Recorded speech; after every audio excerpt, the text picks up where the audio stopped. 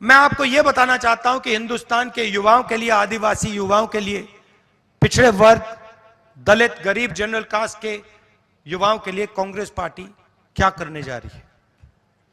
सबसे पहला कदम हमने गिनती की है,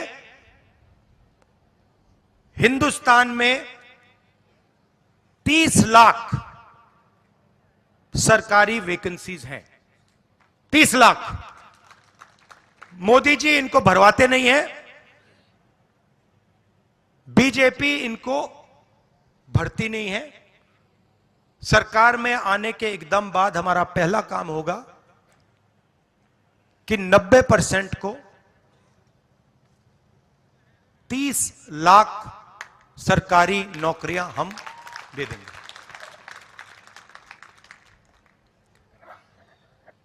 दूसरा ऐतिहासिक काम, हम मनरेगा प्रोग्राम लाए थे, रोजगार का अधिकार। लाखों लोगों को फायदा हुआ, अधिकार दिया हमने। वैसे ही हम हिंदुस्तान के युवाओं को, सब युवाओं को अप्रेंटिसशिप का अधिकार देने जा रहे हैं। और यह अधिकार हर ग्रेजुएट, हर डिप्लोमा होल्डर को मिलेगा। अधिकार क्या है कि कॉलेज, यूनिवर्सिटी, डिप्लोमा के एकदम बाद 1 साल के लिए हर ग्रेजुएट को प्राइवेट कंपनी में, सरकारी ऑफिस में 1 साल की अप्रेंटिसशिप दी जाएगी और 1 लाख रुपए उसे 1 साल में दिया जाएगा। और यह हर ग्रेजुएट के लिए किया जा रहा है। ये जो लाखों लोग कह रहे हैं कि हम बेरोजगार हैं, कॉलेज के एकदम बाद अगले दिन इनको अप्रेंटिसशिप मिल जाएगी और यह अधिकार होगा। यह ऐसे नहीं होगा कि भैया हमें देना है तो देंगे, नहीं देना तो नहीं देंगे।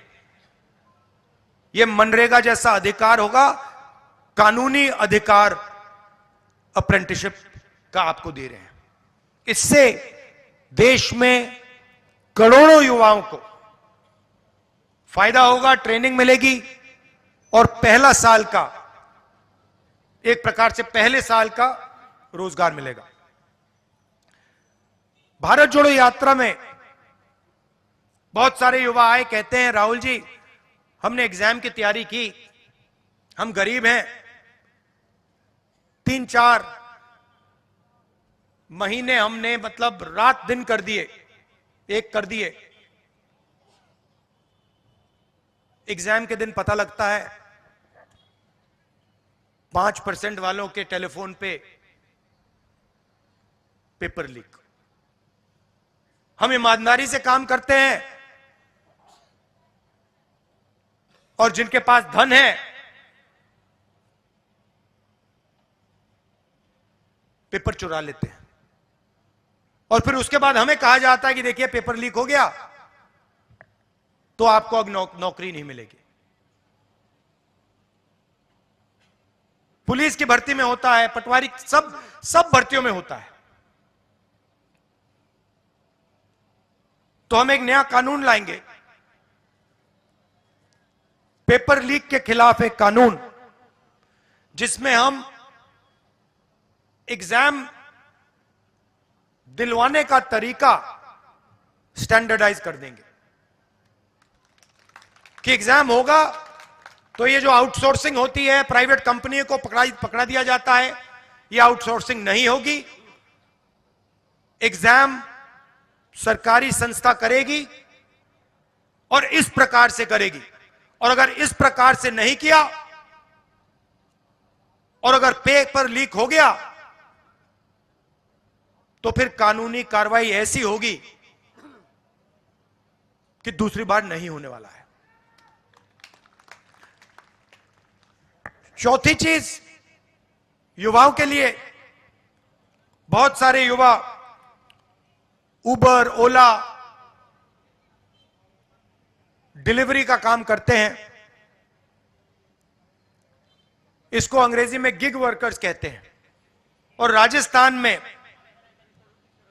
हमने इनके लिए कानून बनाया था, इनकी रक्षा के लिए, इनकी पेंशन के लिए, इनकी सोशल सिक्योरिटी के लिए। जो कानून हमने राजस्थान में बनाया था, वही कानून हम पूरे हिंदुस्तान में लागू करने जा रहे हैं कि जो ड्राइवर का काम करता है, सिक्योरिटी गार्ड का काम करता है, उबर का काम, ओला का काम, ये पिज्जा डिलीवरी जो होती है, ये जो सब युवा हैं, इनकी रक्षा हो,